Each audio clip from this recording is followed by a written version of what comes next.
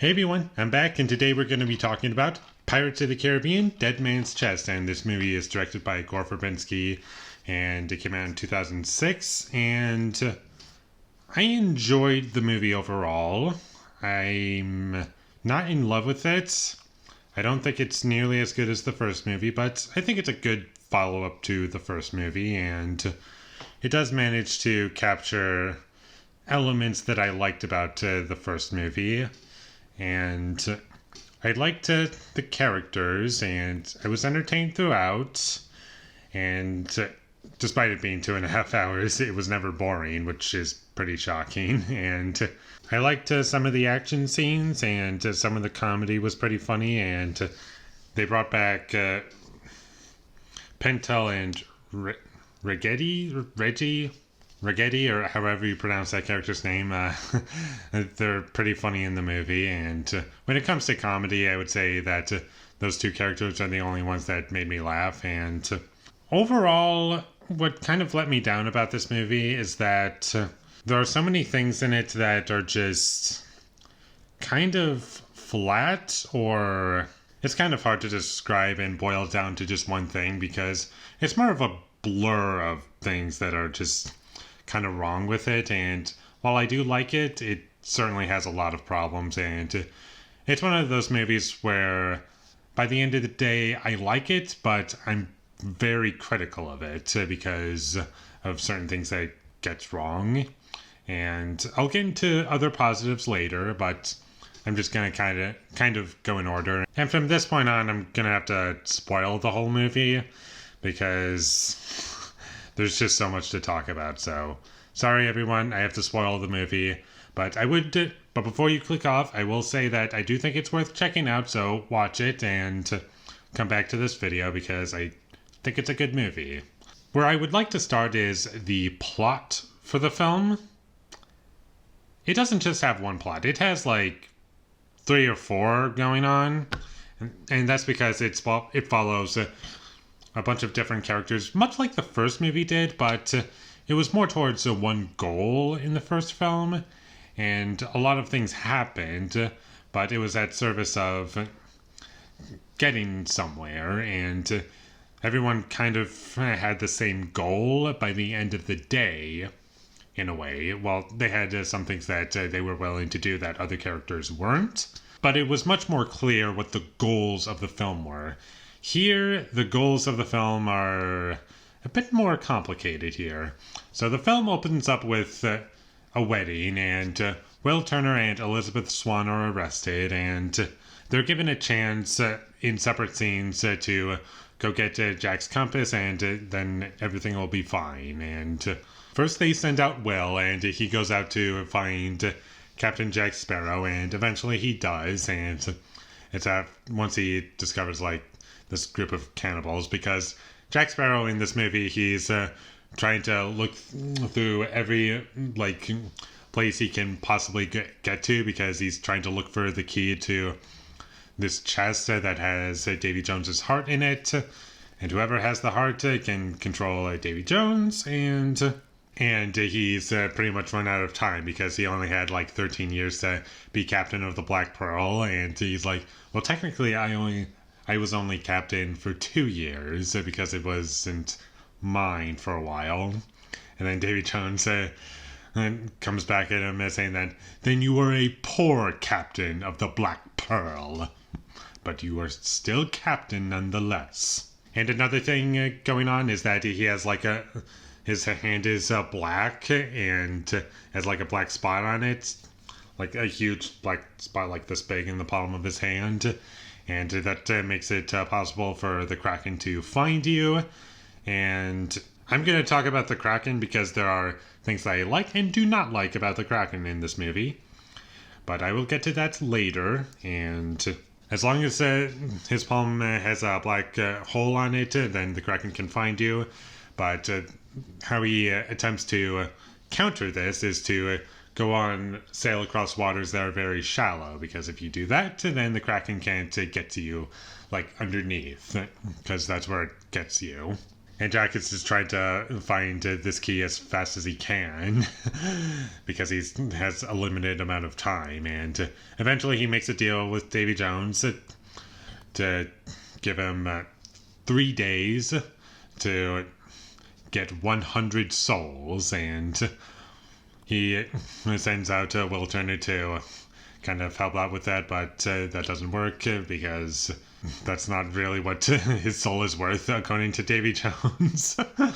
And while this is going on, Elizabeth Swann is trying to find where Will Turner is because her father broke her out of prison, and she negotiated with the governor, or whoever, the new governor of the city or whatever, and that was an agreement. So that's pretty much all of the storylines that are going on in this movie, and holy crap, there's a lot of crap going on. Well, not crap, if you know what I mean. Like, it's not bad, it's just, it's too much. And I think a problem that this movie has, and I wouldn't say this is the case for like every sequel ever, but this one in particular, I think there's too much going on in it. And you kind of lose sight of like what you're supposed to really care about. And while there are things to like in it still, there's just too much going on that it kind of gives me a headache. And now I'm going to get into the Kraken in this movie. I like how it's portrayed, and I thought the Kraken scenes, there's only 2 of them, and I thought that they were well handled, and I think the music was great during those scenes. I really loved Hans Zimmer's score for the Kraken, and that's always something that always stuck with me, like that theme. The bum ba ba da ba ba ba da dun dun da dun dun dun dun. And rewatching it, it still worked very well, and it was great, and those were exciting sequences. And the only issue I have with that is the fact that is how it's called.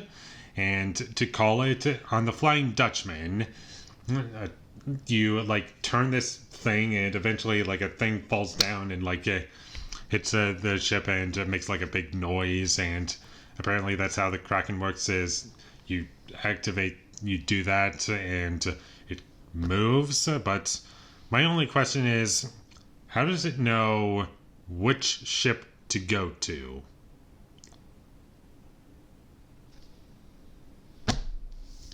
I don't get it. That doesn't make any sense. And once you think about that, then the Kraken is kind of ruined. And I'm sorry if I ruined it for anybody, but it was a bit confusing. I was like, how does that work? I'm pretty sure they explain in the movie. Nope, they don't. And I also want to talk about the comedy of the film. And while it didn't impact the movie in a negative way, it did not feel like it came from the same movie as the first movie. And the first movie is very much a Gore Verbinski film, or at least it feels that way to me. And the humor in Gore Verbinski's movies, like in the first Pirates movie or Mouse Hunt, it's very, very, it's campy, it's goofy, and it's just entertaining and really fun. And it complements the tone very well. And in this movie, while it does work at points, it felt less like it was like coming from the tone and like being really cheesy and goofy and being okay with that. It felt more like slapstick to me, and that was kind of distracting. And another way I would describe it is that it's less of a Gore Verbinski movie in terms of its humor and more like a Disney movie. And it did kind of remind me of Marvel movies and how they have humor sprinkled throughout, and that's what it reminded me of more than a Gore Verbinski movie. I did like the story of Elizabeth Swann becoming a pirate and learning to embrace that, and by the end of the film she kind of uses everything into her advantage. And the last thing Jack Sparrow says to her in this movie is pirate. And I just think that's a perfect way to show that how far she's gone.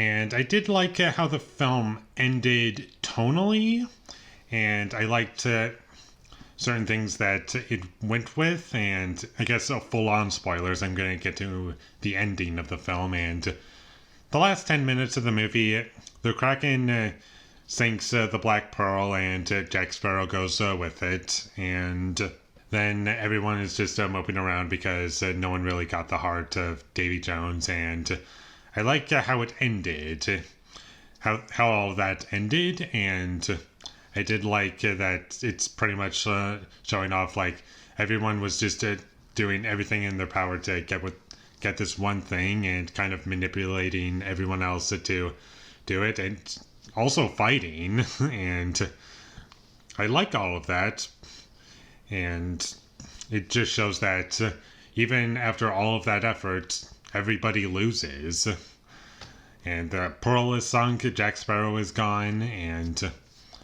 then there's a bit of hope, and they bring back Barbossa from the first movie, and I thought that was a great ending. But where I take issue with that is that the movie does kind of feel like a 2.5 hour long trailer for the next movie, because it's not satisfying. And as much as I like what it did tonally, and I liked a lot of ideas in this movie, it does feel like a trailer to me, and it's not really all that satisfying. And that would probably be my biggest gripe with the movie. Just how it ends up feeling like. I haven't even mentioned the Commodore character that was from the first movie, and they bring him back in this movie. And he's pretty much all washed up and drunk, and it's kind of shown to believe that like he's just after Jack Sparrow, or like he just needs to do something. And by the end of the film, it shows that he was working on the inside trying to get the heart of Davy Jones, or like Jack Sparrow's compass or whatever. It's like he's also trying to get something from Guy, the main villain, I guess. Who's not really Davy Jones, it's the other guy that, who arrested Will Turner and Elizabeth Swann. And that's what I mean by too much going on in this movie. And while there are things that I like about it, I feel as though some things could have been changed and improved or cut out, and it would be much better. But by the end of the day, I did not regret watching this movie, and I'll still rewatch this movie. And this movie does encourage you to watch the next one, which I will do. And I'll probably just watch all three of these movies again. Like, if I'm going to watch one of them, I might as well just watch all three. And that's how I feel like approaching this series.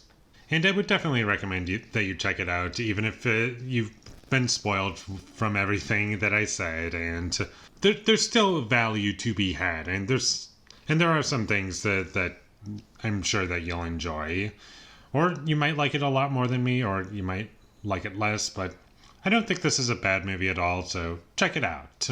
So, with all that being said, I'm going to give Pirates of the Caribbean: Dead Man's Chest a 6 out of 10. Thank you for watching my videos as always. If you enjoyed this review, be sure to leave a like and comment down below what you thought of Pirates of the Caribbean: Dead Man's Chest, and my social media links. They will all be in the description, so follow me there.